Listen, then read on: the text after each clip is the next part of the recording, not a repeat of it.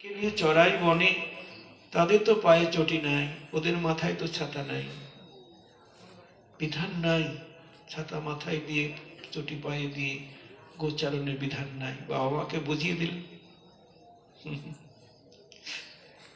তার মানে কি ব্রজের ধুলিকে, ব্রজের তৃণগুল্মকে পদস্পর্শ দিয়ে ধন্য করবেন বলে গোবিন্দের পায়ে হেঁটে গোচারণ।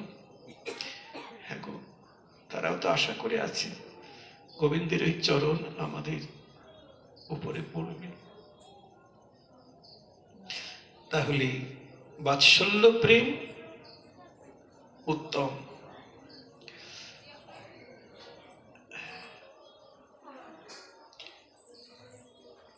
সখারা বলছেন, মা তোমার গোপালকে আমরা কষ্ট দেই না, জানো তো, যাতে কেউ রাখালো মিলি মাঝে রাখি বনমালী, ধেনু বৎস চড়াইও কাননে। আমরা সব রাখালগণ মাঝখানে তোমার গোপাল, আর চারপাশে আমরা সব রাখাল মিলে তাকে ঘিরে ঘিরে রাখি, আর আমরা গরু চড়াই, আর তোমার গোপাল শীতল তরুর ছায় বসিয়া মুরলি বায়, ভুবন ভোলাই সেই রবে। তোমার গোপাল শীতল তরুর ছায় বসে বসে বাঁশি বাজায়, মুরলি বাজায়। তোমার গোপালকে কষ্ট দেই না আমরা, এই বলে কত সাদাসাদি করে মায়ের কাছ থেকে নিয়ে যায়। তাহলে বাৎসল্য প্রেম উত্তম। বলছে উত্তম, আগে কহ আর। এতে পরিপূর্ণ প্রাপ্তি নয়। চৈতন্য চরিতামৃত বলছেন, কৃষ্ণ প্রাপ্তির উপায় বহুবিধ হয়, কৃষ্ণ প্রাপ্তির তারতম্য বহুত আছয়। মানে সবাই সমানভাবে প্রাপ্ত নয়। দাস দাস্য প্রেমে যতটুকু প্রাপ্ত, সখা সখ্য প্রেমে তার থেকে বেশি প্রাপ্ত। আবার সখা সখ্য প্রেমে যতটুকু প্রাপ্ত, মাতা পিতা বাৎসল্য প্রেমে তার থেকে বেশি প্রাপ্ত। এই দেখুন, আপনি দাস্য প্রেমে কৃষ্ণের সেবা করছেন, এমন সময় পদসেবাই করছেন কৃষ্ণের, কিন্তু তার বন্ধু এসে বলে, চল খেলতে যাবো চল, ব্যাস। আর দাস্য প্রেমে সখা দাস তাকে ঠেকিয়ে রাখতে পারবে না, বন্ধুর সঙ্গে খেলা করতে চলে গেল। আবার বন্ধুর সঙ্গে খেলা করছে, মা এসে বলছে, এই বাড়ি চল, আর বন্ধু তাকে ধরে রাখতে পারলো না, মা তাকে বাৎসল্য প্রেমে টেনে নিয়ে গেল। ঠিক বলছি তো মায়েরা? মহাপ্রভু বললেন, এহ উত্তম, আগে কহ আর। তখন বলছেন, কান্তা প্রেম সত্য সার। কান্তা প্রেম মানে কৃষ্ণ তুমি কান্ত, আমি তোমার কান্তা। মধুর প্রেম।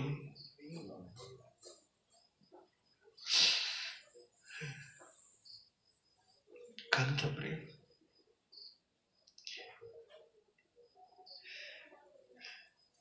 মহাপ্রভু বললেন, ইহাই সাধ্যের অবধি সুনিশ্চয়, ইহাই সাধ্যের শেষ সীমা। কৃপা করে কহরায় যদি আগে কিছু হয়। কান্তা প্রেমে পরিপূর্ণ কৃষ্ণ প্রাপ্তি, মধুর প্রেমে। এই জড়জগতের ভালোবাসার সঙ্গে তো বৃন্দাবনের ভালোবাসার তুলনা দেওয়া যায় না। তবুও আমরা বুঝাবার জন্য, বুঝবার জন্য অনেক সময় দৃষ্টান্ত দিয়ে থাকি। যেমন আমরা অনেক সময় বলে থাকি, বউকে পেয়ে মা বাবাকে ভুলে গেছে। আরে ভুলবেই তো, ওটা মধুর প্রেম না? যদিও এটা জড়জগতের মধুর প্রেম, তাই না? আপনার নিজেরকে দিয়েই বিচার করুন। আপনি তো মা, কিন্তু আপনি তো একদিন কোলের কুলবধূ ছিলেন। বিচার করুন সেই দিনের কথা। মা বাবা তো সর্বপ্রকারের সন্তানকে সুখী করতে পারছে না, আর পত্নী তার কাছে সর্বস্ব দিয়ে দিয়েছে, আর পতিও তার কাছে সর্বস্ব দিয়ে দিয়েছে। এটা তো স্বাভাবিক, হতেই হবে। যদিও এটা জড়জগতের ভালোবাসা। তো মধুর রসের নায়িকা যারা, তারা আবার দুই রকমের। যেমন দ্বারকা মথুরায় যারা কৃষ্ণের প্রিয়তমা, তাদের হলো কৃষ্ণের সঙ্গে বিবাহ সূত্রে সম্বন্ধ। হ্যাঁ, তাদের সঙ্গে বিয়ে হয়েছে, 16,000 মহিষীর সঙ্গে বিয়ে হয়েছে কৃষ্ণের, এই জন্য তারা মহিষী বা পত্নী। আর বৃন্দাবনে ব্রজগোপীদের সঙ্গে কৃষ্ণের বিয়ে হয় নাই। এখানে হলো পরকীয়ারতি। পরকীয়ারতি মানে কৃষ্ণ পরপুরুষ, আমি পররমণী। আমি পররমণী, কৃষ্ণ পরপুরুষ। কৃষ্ণ যখন বৃন্দাবন থেকে নবদ্বীপে এলেন, যখন বৃন্দাবনে অবতীর্ণ হলেন, তখন তিনি বললেন যে বৈকুণ্ঠাদ্যে নাহির যে যে লীলার প্রচার, সেই লীলা করিব যাতে মোর চমৎকার। চৈতন্য চরিতামৃতে রাধে লীলার 4র্থ পরিচ্ছেদ। বৈকুণ্ঠাদ্যে যে লীলা নাই, সেই লীলা আমি জগতে প্রচার করব। কিরকম? মো বিষয়ে গোপীগণের উপপতি ভাবে, যোগমায়া করিবেক আপন প্রভাবে। আমিও না জানি, না জানে গোপীগণ, দোহাকার রূপে হরে দোহার চিত্ত মন। মানে তারা আমার নিত্যকান্তা, গোলকে কৃষ্ণের নিত্যকান্তা গোপীরা, কিন্তু বৃন্দাবনে এসে তারা সেটা ভুলে যাবে, যোগমায়া ভুলিয়ে দেবে। যোগমায়া আমাকেও ভুলিয়ে দেবে এবং তাদেরকেও ভুলিয়ে দেবে। যোগমায়া করিবেক আপন প্রভাবে। এই দেখুন, মহামায়ার যোগমায়া কিন্তু এক নয়। মহামায়া কৃষ্ণকে মানে এই জগতের উপরে প্রভাব বিস্তার করছে, আমাদের কৃষ্ণেরকে চিনতে দিচ্ছে না, ভগবানকে জানতে দিচ্ছে না, এমন ভাবে ভুলিয়ে রেখেছে। আর যোগমায়ের কাজ হলো কৃষ্ণের সঙ্গে যোগ করিয়ে দেওয়া। নিতাই গৌর হরি বল। তা ব্রজগোপীদেরকে পররমণী সাজিয়েছেন, আর কৃষ্ণ পরপুরুষ। কৃষ্ণ কি বিয়ে করেছে গো? বিয়ে করেছে? তাহলে কৃষ্ণ পরপুরুষ, গোপীদের সঙ্গে বিয়ে হয় নাই, তাহলে পরপুরুষ। পরকীয়া ভাবে অতি রসের উল্লাস, ব্রজ বিনা ইহা নহে অন্যত্র কোথা বাস। খুব মনোযোগ দিয়ে শুনবেন। এই পরকীয়া কথাটা শুনলে আমাদের সাধারণ মনে করি আমরা এই জগতের একজন রমণী স্বামী থাকতে পরপুরুষের কাছে চলে যাচ্ছে বা তার সঙ্গে মিলিত হচ্ছে, এটাই পরকীয়া। না, এটা ঘৃণিত, এটা নিন্দনীয়। কিন্তু আমাদের ভারতীয় সংবিধানে পাশ হয়ে গেছে পরকীয়া বৈধ। জয় রাধে। কিন্তু আমাদের বৈষ্ণব ধর্মে তো প্রতিবাদ করা উচিত ছিল, কিন্তু ঝগড়াঝাটির মধ্যে আমাদের বৈষ্ণব সমাজ যায় না। হ্যাঁ, কৃষ্ণের সঙ্গে ব্রজগোপীদের পরকীয়া বলে, ব্রজ বিনা ইহা নহে অন্যত্র কোথা বাস। দ্বারকায় নাই, মথুরায় নাই, বৈকুণ্ঠে নাই, অযোধ্যায় নাই, কোথাও পরকীয়া রস নাই। ব্রজ বিনা, একমাত্র ব্রজের মধ্যেই সীমাবদ্ধ, এবং কৃষ্ণের সঙ্গেই ব্রজগোপীর পরকীয়া, অন্য কারোর সঙ্গে নয়। জড়জগতে যদি কেউ এরকম অনুকরণ করে, অনুসরণ করে, তাহলে তারা ঘোর নরকে যাবে। জয় রাধে। তাদের পরকীয়া রস বন্দনীয়। ব্রজগোপীদের সঙ্গে যখন উদ্ধব মিলিত হলেন, তাদের কৃষ্ণের প্রতি সেই প্রেম দেখে উদ্ধবের মতো জ্ঞানী ভক্ত তাদের চরণ বন্দনা করছেন যাওয়ার সময়। কি বলছেন? বন্দে নন্দ ব্রজস্ত্রী নাম পাদরেণুম অভিঘ্নস্য যশাং হরি কথোদ্গীতং পুনঃতি ভুবনত্রয়ম। ব্রজগোপীর প্রেম সিন্ধুতে আমি ডুবতে পারলাম না, তাই যাবার সময় ব্রজগোপীর চরণ ধুলিকে আমি বন্দনা করে যাই, যাদের কণ্ঠোচ্চারিত হরিগুণগাথা জগতের সকল অমঙ্গল নাশ করে। তাহলে অর্থবাদী বৈষ্ণবগণ তারা ব্রজগোপীর চরণ ধুলিকে বন্দনা করছেন। তাদের ওই যে প্রথমে বললাম, তাদের দেহটা মহাভাব দিয়ে গড়া। হ্যাঁ গো, আমাদের মতো পঞ্চভৌতিক নয়। একদিন সেলুনে গেছি চুল দাড়ি কাটাতে, তা একটা ছেলে বলছে, বাবাজি কৃষ্ণ দাড়ি গোপ কাটে নাই। আমি বললাম, কৃষ্ণের তো দাড়ি গোপ হয়ই নাই। বলছে, কোনোদিন হয় নাই? না। কেন গো, কি বুঝাবো ওকে?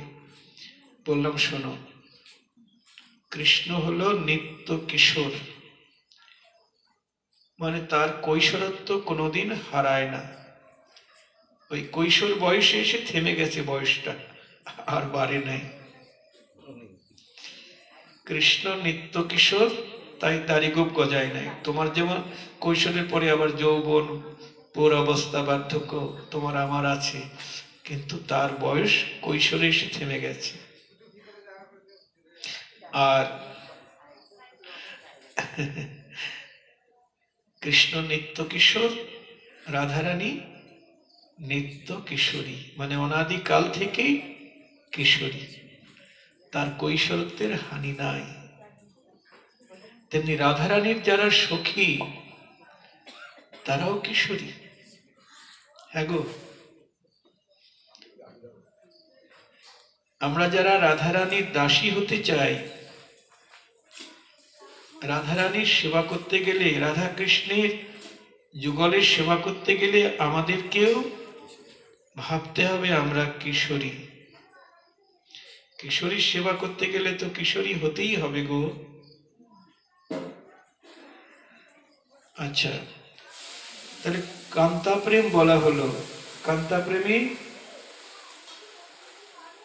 গোবিন্দ নিজেই বলেছেন, নিজাঙ্গমপি যা গোপ্য মামেতি তাভ্যং নমে পার্থ নিগুড় প্রেম ভাজনম। কৃষ্ণ বলছেন, হে সখা, যে গোপীগণ তাদের নিজের অঙ্গকে আমার অঙ্গ বলে মনে করে, হ্যাঁ, ব্রজগোপীরা নিজের অঙ্গকে কৃষ্ণের অঙ্গ বলে মনে করে। এই দেহটা আমার নয়, এটা গোবিন্দের দেহ। জয় রাধে। খুব মূল্যবান কথা, এটা তো গোবিন্দের দেহ। তিল তুলসী দিয়া সমর্পণ করিল হিয়া, জনমেরো মতো রাঙা পায়। রাধারানী বলছেন যে তিল তুলসী দিয়ে জনমের মতো তার চরণে আমি সব সঁপে দিলাম। তা যখন সব সঁপে দিলাম তার চরণে, তখন তো আমার আর কিছু থাকলো না গো, বলুন। আর কিছু থাকলো আমার বলে? না, এসব তার। দীক্ষাকালে শিষ্য করে আত্মসমর্পণ, সেই কালে কৃষ্ণ তাকে করে আত্মসম। কৃষ্ণ তাকে নিজের বলে গ্রহণ করে নেয়। হ্যাঁ, তখন আর ওই দেহটা আমার থাকলো না। আমরা যখন গুরুচরণ আশ্রয় করে দীক্ষিত হলাম, তখন গুরু মাধ্যমে আমরা কৃষ্ণের চরণে এটাকে সমর্পণ করে দিলাম। গুরু হলো প্রতিনিধি। হ্যাঁ, গুরু কৃষ্ণ রূপ হন শাস্ত্রের প্রমাণে, গুরু রূপে কৃষ্ণ কৃপা করেন ভক্তগণে। তার মানে এটা দেয়া হয়ে গেল তাকে, এটা তার সম্পত্তি, এটা আমার নয়। তাই এই দেহের প্রতি যদি কোনো অবিচার অনাচার হয়, তাহলে সেটা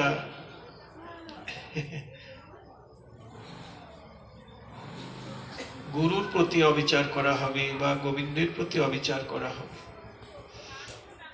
আমরা দীক্ষা নিচ্ছি, গুরুচরণ আশ্রয় করছি বটে, কিন্তু মুখে বলছি আমরা কৃষ্ণ দাস, শ্রী গুরু বৈষ্ণব চরণের দাস, অনুদাস, কিন্তু কার্যত কি করছি? এই দেহ দিয়ে মায়ের দাসত্ব করছি, ভূতের ব্যাগার খাচ্ছি, ক্ষয় করে দিচ্ছি দেহ। গোবিন্দের জন্য 1 ঘন্টা সময় দিতে পারছি না। এটা তো ভজন নয়, এটা তো গুরুচরণ আশ্রয় করা হলো না। তাই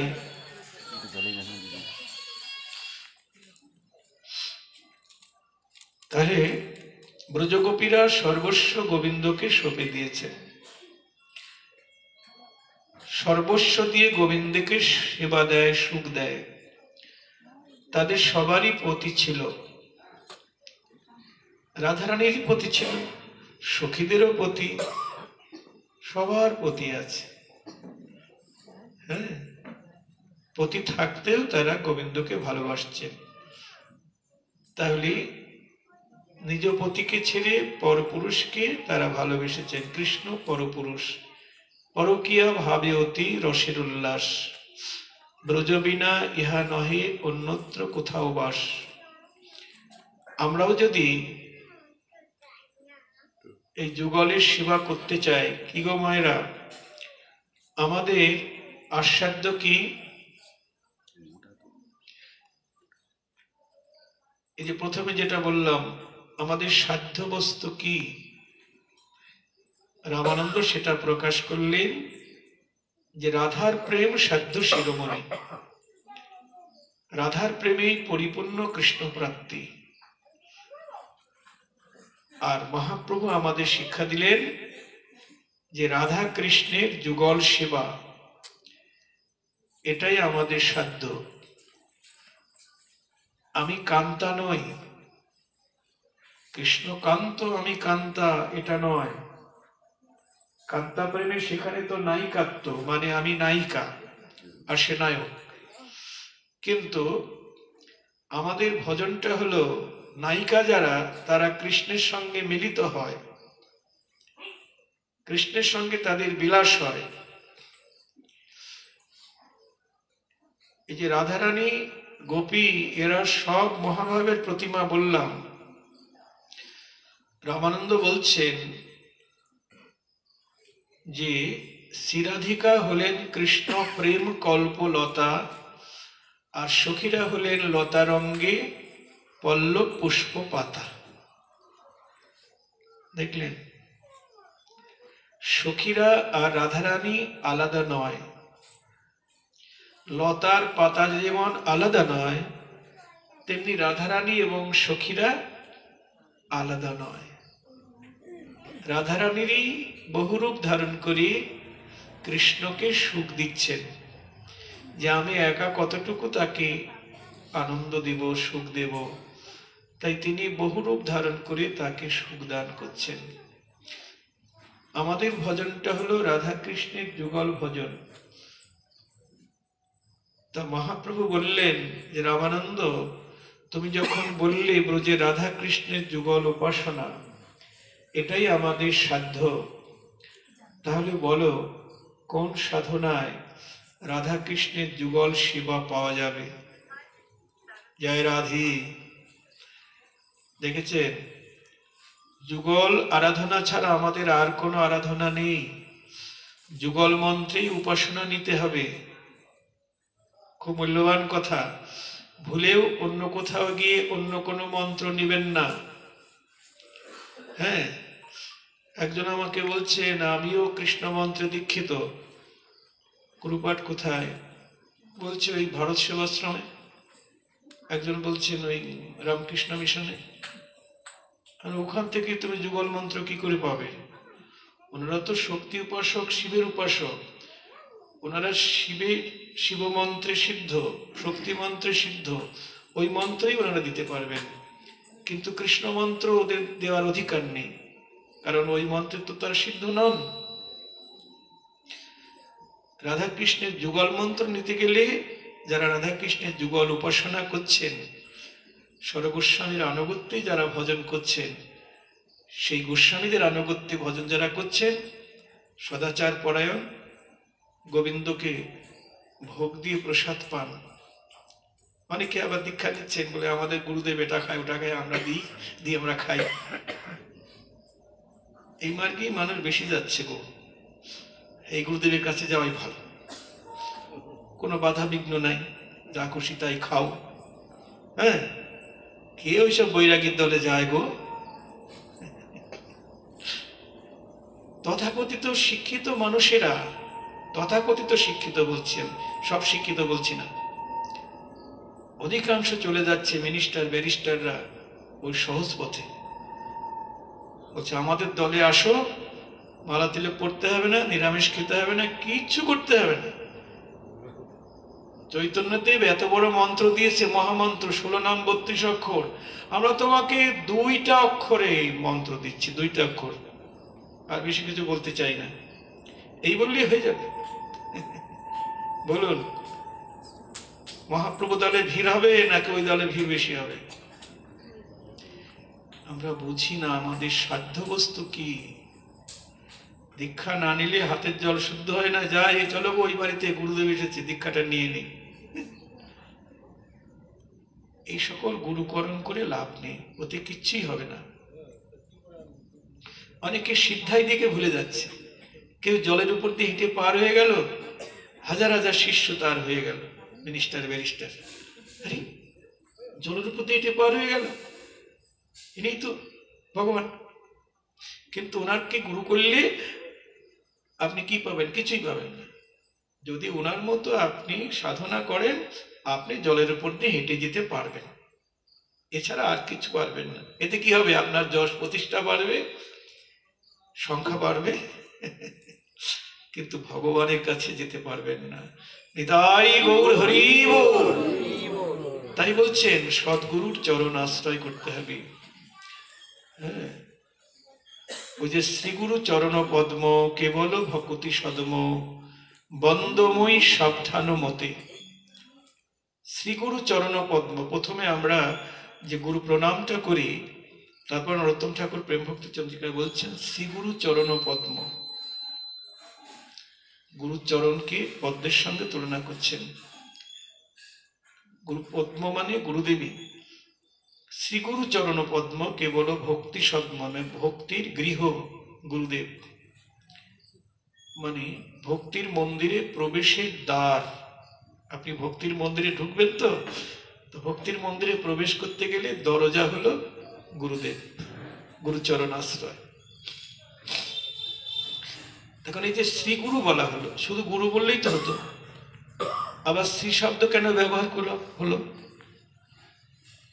মানে শ্রী শব্দের অর্থ হলো এখানে প্রেম।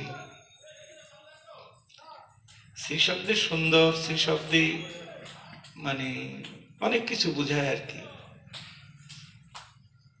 কিন্তু এই যে গুরুর আগে শ্রী, এই শ্রীর অর্থ হলো প্রেম। যে গুরুর মধ্যে কৃষ্ণ প্রেম আছে তিনি শ্রীগুরু পদবাচ্য। জয় নিতাই। সবাই শ্রীগুরু পদবাচ্য হবেন না। যার মধ্যে কৃষ্ণ প্রেম নাই তিনি শ্রীগুরু নন। ভালো করে শুনবেন। আমরা যখন গুরু বন্দনা করি কি বলি? জয় জয় শ্রী গুরু, তারপর প্রেম কল্পতরু। ওই দেখো শ্রী গুরুদেব কি? প্রেম কল্পতরু, মানে প্রেম কল্প বৃক্ষ। প্রেম কল্প বৃক্ষ মানে যে বৃক্ষে কেবল প্রেম ফল ফলে। খুব মূল্যবান কথা, মনোযোগ দিয়ে শুনবেন। যে বৃক্ষে কেবল প্রেম ফল ফলে সেটাকে বলে প্রেম কল্পতরু বা প্রেম কল্প বৃক্ষ। অর্থাৎ বৈষ্ণব গুরুর কাছে কেবল প্রেম ফলই পাওয়া যায়। অন্যান্য মার্গে গুরুদেবকে প্রণাম করবেন, কি আশীর্বাদ করবেন? আয়ুষ্মান ভব, মানে তোমার আয়ু বৃদ্ধি হোক। আর আপনি একজন কুলের কুলবধূ, আপনাকে কি আশীর্বাদ করবেন জানেন? পুত্রবতী ভব। এইরকম যশস্বী ভব, এই ভব, সে ভব, এইসব বলবেন। আর বৈষ্ণব গুরুকে প্রণাম করবেন, তোমার কৃষ্ণ ভক্তি হোক, কৃষ্ণ প্রেম ধারণ লাভ হোক। বৈষ্ণব গুরু অন্য কোনো আশীর্বাদ করে না, কারণ কৃষ্ণ প্রেম পেলে সব পাওয়া হয়ে যায়। আমি অনেককেই জিজ্ঞেস করি, লেখাপড়া করছে ছেলেরা বা মেয়েরা, বলো তো কি সম্পদ পেলে সব পাওয়া হয়ে যায়? এক একজন এক একটা বলে। একটা মেয়ে বলছে, আমি কোন ক্লাসে পড়বো? বলছি বিয়ে পড়ি। কি পেলে সব পাওয়া হয়ে যায়? তা বলছে কৃষ্ণকে পেলে সব পাওয়া হয়ে যায়। আমি বললাম না, কৃষ্ণকে পেলেও সব পাওয়া হয় না, প্রেম ভক্তি পেতে হবে, কৃষ্ণ প্রেম পেতে হবে। কারণ প্রেম যদি তোমার অন্তরে না থাকে, তাহলে কি দিয়ে কৃষ্ণের সেবা করবে? জয় রাধে। কৃষ্ণকে পেলেও পাওয়া হবে না, তাকে ধরে রাখতে গেলে প্রেম সম্পদ উপার্জন করতে হবে, প্রেম দিয়ে তাকে বাঁধতে হবে, প্রেমের বন্ধনে।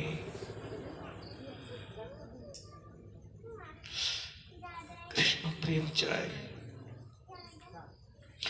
নরোত্তম ঠাকুর বলছেন, প্রেম ভক্তি হয় যদি, তবে হয় মনশুদ্ধি, তবে যায় হৃদয়ের ব্যথা।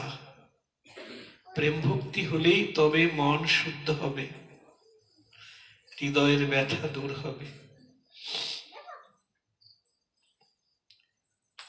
রাধা কৃষ্ণ কর ধ্যান, স্বপ্নেও না বলওয়ান, প্রেম বিনা কিছু নাহি চাও। এই প্রেম ভক্তি চন্দ্রিকায় বলছেন, সবসময় রাধা কৃষ্ণকেই ধ্যান করো। ধ্যান মানে চিন্তা করা, স্মরণ করা। চোখ বন্ধ করে তাকেই চিন্তা করো, তাকেই ধ্যান করো, যুগল রূপ চিন্তা করো। আমরা তো যুগলের উপাসক। গুরুদেব আমাদের যুগল মন্ত্র দিয়েছেন। ওই যে বন্দনার শেষে বলি না কি, মথুর শ্রী বৃন্দাবন যুগল ভজন ধন, মোহে করল উপদেশ। গুরুদেব আমায় মধুর যুগল ভজন উপদেশ করলেন, বৃন্দাবনের যুগল ভজন। এই যুগল ভজন করতে গেলে অষ্টাদশ অক্ষরে দীক্ষা গ্রহণ করতে হবে। অষ্টাদশ মানে 18 অক্ষর যুক্ত বীজ মন্ত্র। কৃষ্ণদাস কবিরাজ গোস্বামী চৈতন্য চরিতামৃতে বলছেন, বৃন্দাবনে অপ্রাকৃত নবীন মদন, কাম বীজ কাম গায়ত্রীতে যার উপাসন। দেখেছেন, কাম বীজ এবং কাম গায়ত্রী, শুধু বীজ পেলেই হবে না, বীজের সঙ্গে আবার গায়ত্রী লাগবে। এই দুই মন্ত্র দিয়ে রাধা কৃষ্ণের যুগল উপাসনা করতে হবে। যদি কেউ না পেয়ে থাকেন, তাহলে নতুন করে আবার গুরুকরণ করতে হবে। হ্যাঁ, অনেকে কৃষ্ণ মন্ত্রও দিচ্ছে, বলছেন কৃষ্ণায় নমঃ। এরকম হলে হবে না, আমাদের পরম্পরা ক্রমে আসতে হবে। তারপরে আবার গুরু পরম্পরা থাকা চাই ঠিক মতো। আমাদের গোস্বামীদের পরম্পরা আছে, পরিবার আছে। যেমন আমাদের নিত্যানন্দ পরিবার, অদ্বৈত পরিবার, গদাধর পরিবার, হ্যাঁ, শ্রীনিবাস আচার্য পরিবার, নরোত্তম ঠাকুরের পরিবার, শ্যামানন্দ পরিবার, গোপাল গুরু গোস্বামী পরিবার, এরকম পরিবার আছে। এবং এক এক পরিবারের এক একটি তিলক, তিলক আলাদা আছে। যেমন আমাদের নরোত্তম ঠাকুরের পরিবার, আমাদের তিলক হলো, মাঝখানে তো ফাঁকা রাখতেই হবে, পাতাটা হলো পরিবারের পরিচয়। এই যে পাতাটা দেয়া হচ্ছে, এই পাতাটা। নিত্যানন্দ পরিবারের তিলক হলো বংশপত্র, মানে বাঁশ পাতা। অদ্বৈত পরিবারের তিলক হলো বটপত্র। গদাধর পরিবারের তিলক হলো চরণ, হ্যাঁ, চরণ চিহ্ন। তারপরে শ্রীনিবাস আচার্য পরিবারের তিলক ওই রকম চরণ চিহ্ন। আর শ্যামানন্দ পরিবারের তিলক নূপুর চিহ্ন।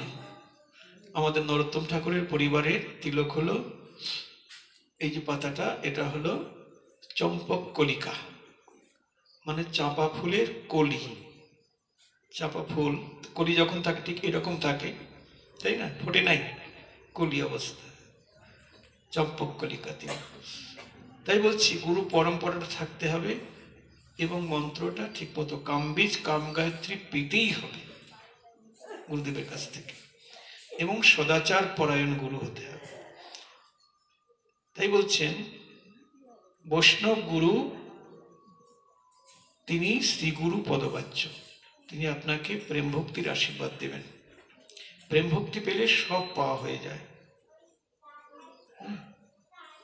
প্রেম ভক্তি না পেলে কিছুই পাওয়া হয় না। মহাপ্রভু আমাদের সেই প্রেম ভক্তি দান করেছেন। তাই ঠাকুর মশাই বলছেন রাধা কৃষ্ণ কর ধ্যান, স্বপ্নেও না বলো আন। কি বলছেন দেখেছেন? সবসময় রাধা কৃষ্ণকেই ধ্যান করতে হবে। স্বপ্নে মানে ঘুমের ঘোরেও রাধা কৃষ্ণ ছাড়া অন্য কিছু দেখো না। তাহলে বলুন, আপনারা বলতে পারেন বাবাজি আমাদের সংসার আছে না, সবসময় আপনার রাধা কৃষ্ণের ধ্যান করবো, সময় কই? দেখুন একটু আগে সকালবেলা আলোচনা হচ্ছিল এই বিষয় নিয়ে। ধরুন আপনার ছেলের অসুখ করেছে, খুব অসুখ, এরকম না হোক এটাই চাই আমি, কিন্তু আপনার পরিবারের আপনজনের একটা ব্যাধি হয়েছে, তো সবসময় আপনি ওর চিন্তা করছেন তো, কোথায় গেলে ব্যাধিটা সারবে। বাথরুমে গিয়েছেন সেখানে ওই চিন্তা করছেন, রান্না করছেন তখনও ওই চিন্তা, সারা দিন রাত্রি চোখে ঘুম নাই, সারা দিন রাত্রি ওর চিন্তা, আমার ছেলেটার কি করে ভালো হবে, অমুক হবে। কি এরকম হয় না? হয়তো হয়।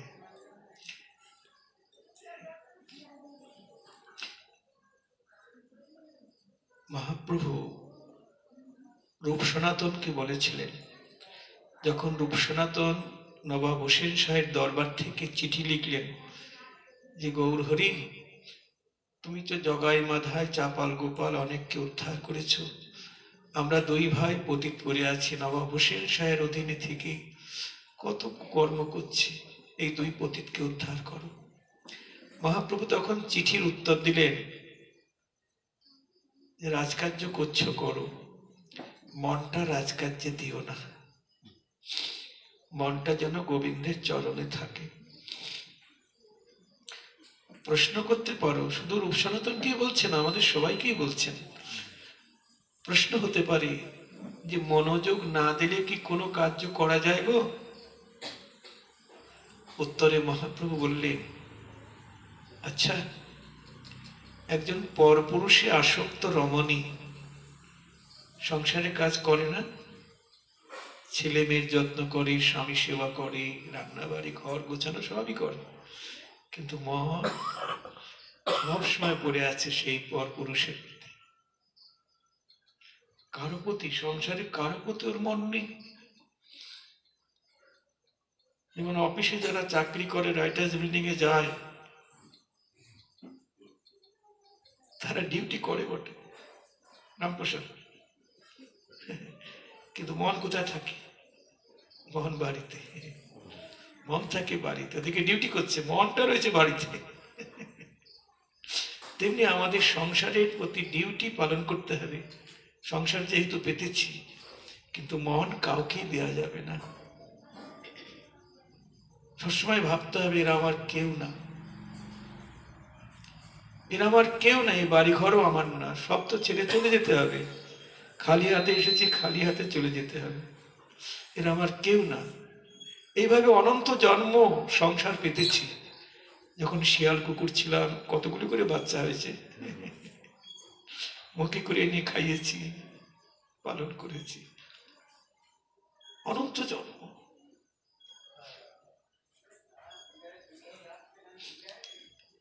কেউ আমার নয়, আপনজন যদি কেউ থাকে তিনি আমার গৌর গোবিন্দ। তাই মন যেন থাকে প্রাণ গোবিন্দের প্রতি, এমন অন্য কাউকে দিও না গো, মন যেন থাকে প্রাণ গোবিন্দের প্রতি। বলি গোবিন্দ ছাড়া আর কেহ নাই, মন যেন থাকে প্রাণ গোবিন্দের প্রতি। সব থাকবে, কিছুই থাকবে না। সবসময় ভাবতে হবে এরা আমার কেউ না, কিন্তু কাউকে বলা যাবে না। তাহলে গোবিন্দ বলছেন, যদি তোমার দেহটা আমায় না দিতে পারো, অন্তত মনটা দাও। কি মনটা আমাকে দাও। কিন্তু আপনি যদি সংসারকে বলেন যে মনটা তোমাকে দিচ্ছি, দেহটা আমি গোবিন্দের সেবায় লাগাবো, কেউ রাজি হবে গো? রাজি হবে? শুধু মন দিলে হয়? দেহ দিয়ে খাটবে না, মন দিলে হবে? হ্যাঁ। তা ভগবান বলছেন, ঠিক আছে, ওরা যখন দেহ চাইছে, ওদের দেহটা দাও। দেহ আমাকে দিতে হবে। উত্তম ভক্তি প্রসঙ্গে রূপ গোস্বামী বলছেন, অন্নাভিলাষিতা শূন্যাঙ্গেন কর্মাদ্যনাবৃতম আনুকূল্যেন কৃষ্ণানুশীলন ভক্তির উত্তমা। অর্থাৎ অন্য সকল কামনা বাসনা পরিত্যাগ করি, অন্য পূজা অনুষ্ঠান পরিত্যাগ করি, সমস্ত দেহ মন প্রাণ দিয়ে কৃষ্ণ সেবা অনুশীলন করাই হলো উত্তম ভক্তির লক্ষ্য। যেমন রাধারানী বলছেন, রূপ লাগি আখি ঝুরে গুণে মন ও প্রতি অঙ্গ লাগি কাঁদে প্রতি অঙ্গ।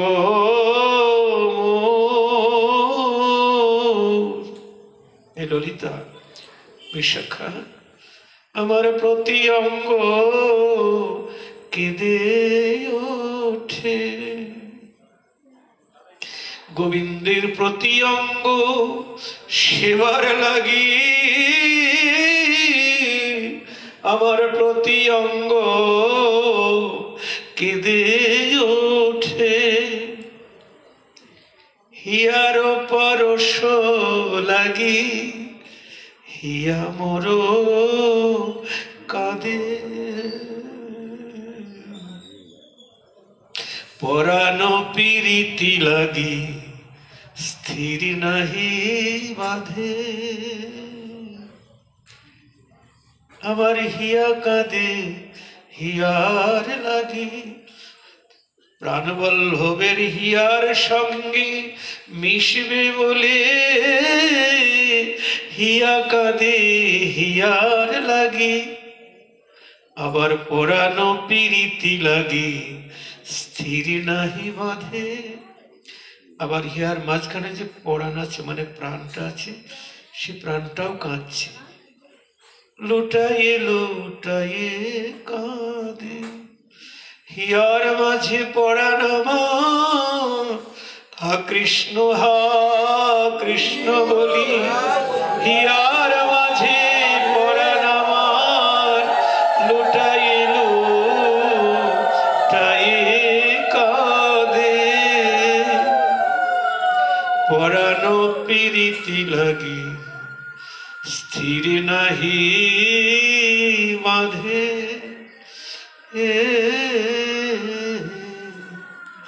দেখেছে, প্রতি অঙ্গ সেবার লাগি, প্রতি অঙ্গ লাগি কাঁদে প্রতি অঙ্গ মোর। আমার প্রতিটি অঙ্গ কাঁদছে, তাহলে প্রতি অঙ্গ দিয়ে তার সেবা করতে হবে। এটাই হলো উত্তম ভক্তি। তা মহাপ্রভু দৃষ্টান্ত দিয়ে বোঝাই দিলেন, ওই পরপুরুষে আসক্ত রমণীর মতো সংসারের সব কাজ করো, কিন্তু মনটা যেন গোবিন্দের চরণে থাকে। পরপুরুষ, পরপুরুষ মানে গোবিন্দ তো পরপুরুষ, আর আমি পররমণী। এগো আপনাদের স্বামী আছে তো, তাহলে পররমণী, আর গোবিন্দ পরপুরুষ।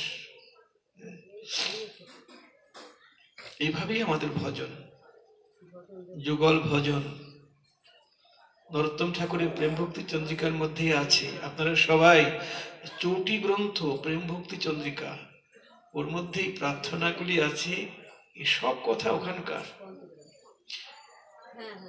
ঠাকুর মশাই বলছেন যে হরি হরি আর কবে এমন দশা হব, ছাড়িয়া পুরুষ দেহ কবে বা প্রকৃতি হব, কবে হাম ব্রজ ভূমে যাব। দেখেছেন, এই পুরুষ দেহ ত্যাগ করে কবে প্রকৃতি হব, কবে ব্রজভূমে যাব। মোবাইল আমাদের উপকার করে, কিন্তু মোবাইল আমাদের আবার বিঘ্ন ঘটায়। তাই পাঠ কীর্তন শোনার সময় মোবাইলটা বন্ধ করে রাখলেই ভালো হয়। যার বেশি প্রয়োজন পরে করবে, তাই না?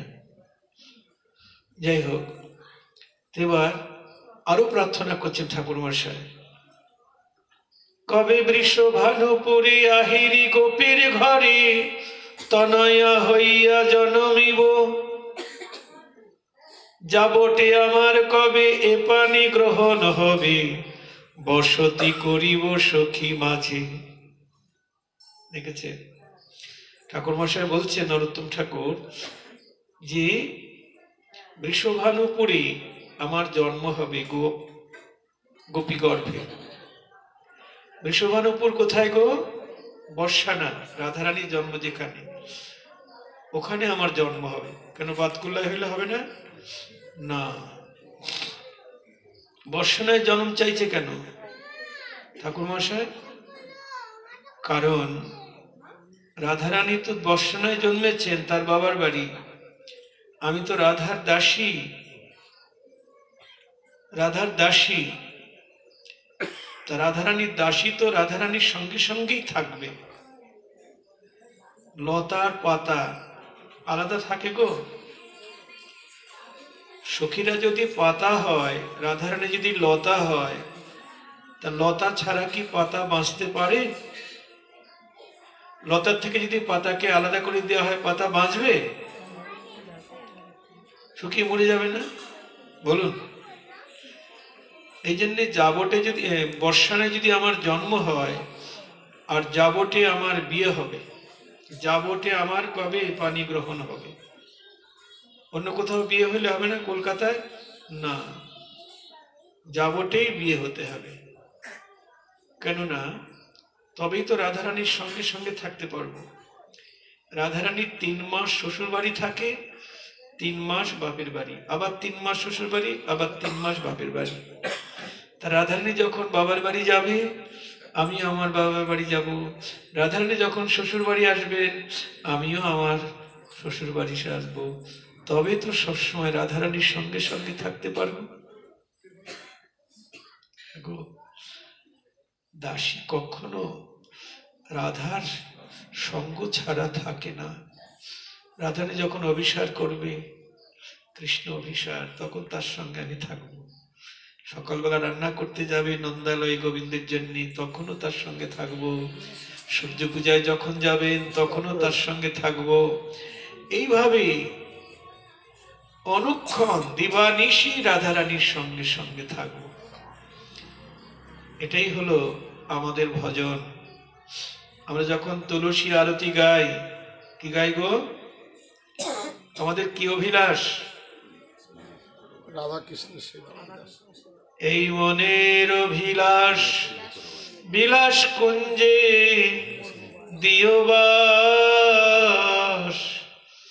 নয়নে হেরিব সদা যুগল রূপ রাশি, নম নম।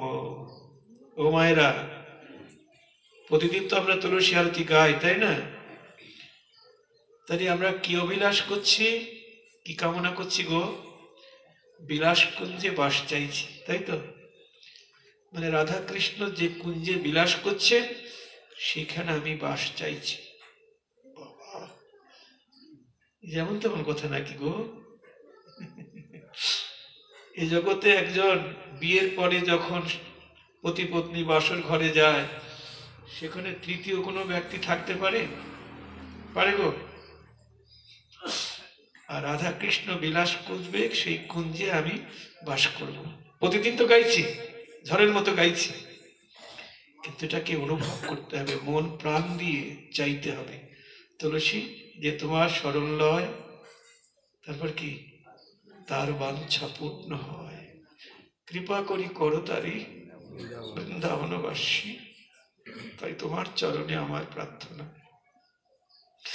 বিলাস কুঞ্জে বাস দাও। এই নিবেদন ধরো সখীর গত করো, কুঞ্জ সেবা দিয়ে মোরে করো রাধা দাসী। নমো নমঃ। দেখেছেন? কুঞ্জ সেবা দিয়ে মোরে করো রাধা দাসী। যুগলের সেবা পেতে গেলে রাধা দাসী হতেই হবে। কৃষ্ণের দাস হলে যুগল সেবা পাবে না। পাবে? যারা কৃষ্ণের দাস, কৃষ্ণের চাকর, তারা কি যুগল সেবা পাবে গো? হবে না। যারা কৃষ্ণের সখা, তারা কি ওখানে ঢুকতে পারবে? বিলাস করতে না। যারা কৃষ্ণ বা রাধারানীর বাবা মা, তারা কি ওখানে ঢুকতে পারবে? না। একমাত্র রাধা চরণের যারা দাসী, তারাই ওখানে প্রবেশ অধিকার পাবে। তো মহাপ্রভু বললেন, রামানন্দ, কোন সাধনায় রাধা কৃষ্ণের যুগল সেবা পাওয়া যায় না? রাধার দাসী হলে তবে যুগল সেবা পাবে। আচ্ছা, আর একটা প্রশ্ন যাচ্ছে, কি স্বভাব নিলে রাধারানীর সখী হওয়া যায় বা দাসী হওয়া যায়? সখীর স্বভাবটা কেমন? খুব মূল্যবান কথা, মায়েরা শুনবেন। রামানন্দ বললেন, সখীর স্বভাব হয় অকথ্য কথন, কৃষ্ণ সঙ্গে বিলাসে নাহি সখীর মন।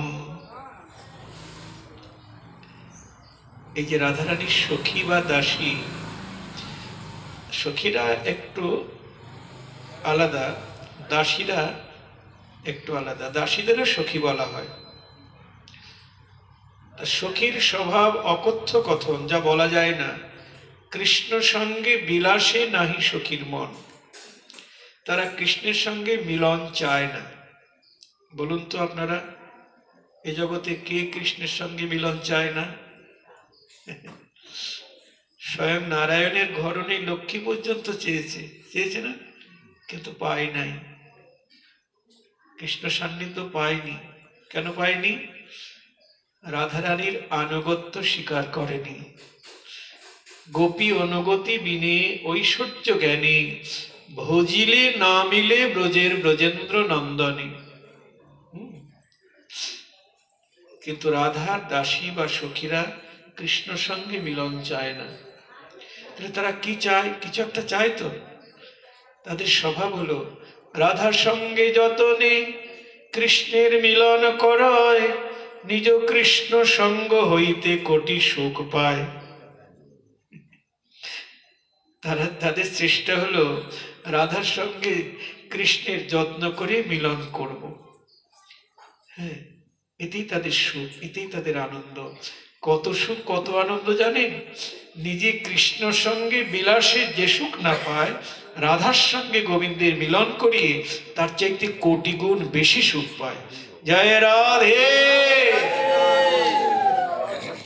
আচ্ছা, প্রশ্ন হতে পারে, এটা কি করে হয় গো? আমি নিজে মিলিত হলাম না, আর একজনের সঙ্গে মিলন করালাম, তাতে আমার কোটি গুণ সুখ হলো। কি করে হয়?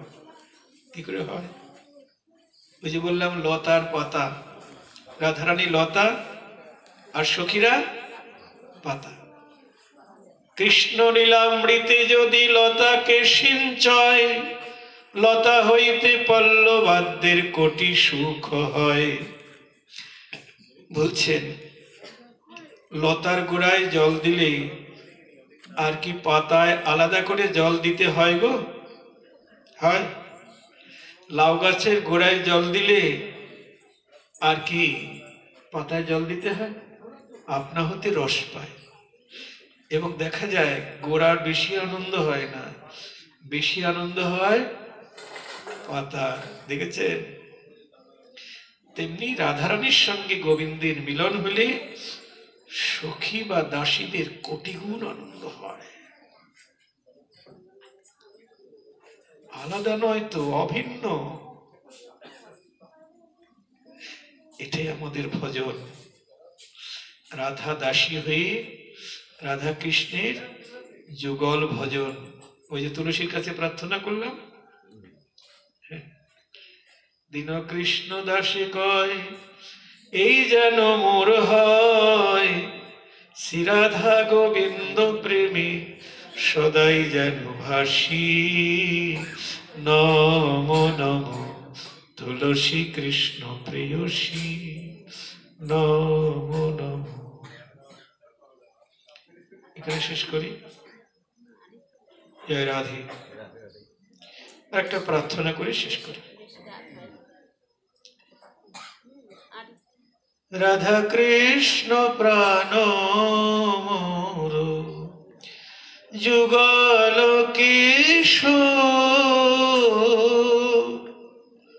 বলুন, রাধা কৃষ্ণ প্রাণ মোর, যুগল কিশোর। জীবনে মরণে গতি আর নাহি মোর, রাধা কৃষ্ণ প্রাণ মোর, যুগল কিশোর। কি বলছেন ঠাকুর মশাই? রাধা কৃষ্ণ আমার প্রাণ।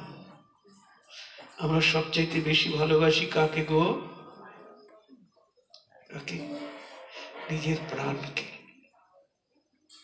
তারপর উত্তম ঠাকুর বলছে রাধা কৃষ্ণ আমার প্রাণ, জীবনে মরণে গতি আর নাহি মোর। রাধা কৃষ্ণ আমার জীবনেও রাধা কৃষ্ণ, মরণেও রাধা কৃষ্ণ। জীবনে মরণে গতি আর নাহি মোর, রাধা কৃষ্ণ প্রাণ মোর, যুগল কিশোর। কালিন্দির কুলে কেলি কদম্বেরি বন। কালিন্দী মানে যমুনা, তার কুলে কদম্বের বন, কেলি কদম। তার সেই কদম্বের মূল রত্ন বেদিতে বাঁধানো।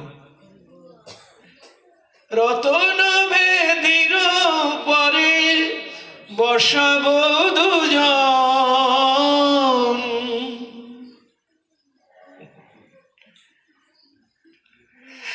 গাঁথিয়া মালতী মালা দিব দুহার গলে। সবসময় গাইতে পারেন। হ্যাঁ গো, বলতে তুলতে তুলতে, মালা গাঁথতে গাঁথতে, রান্না করতে করতে,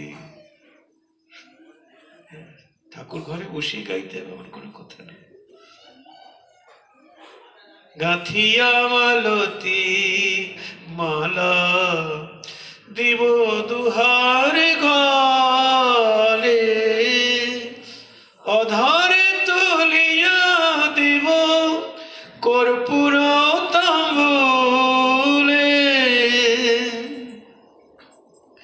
শ্যাম গৌরী অঙ্গে দিব, গৌরী মানে রাধারানী, তার অঙ্গের বর্ণ গৌর বর্ণ, তো এই জন্য এক নাম গৌরী। শ্যাম গৌরী অঙ্গে দিব চুয়া চন্দনেরই গন্ধ, চামর ঢুলাব কবে হেরি মুখ চন্দ। ললিত বিশাখা আদি যত সখী বৃন্দ, তাদের আজ্ঞায় করিব সেবা, যুগল চরণারবিন্দ। শ্রীকৃষ্ণ চৈতন্য প্রভু দাসের অনুদাস, সেবায় অভিলাষ মাগে নরোত্তম দাস। শ্রী গুরু নিতাই গৌর সীতানাথ প্রেমানন্দে। হরি হরি।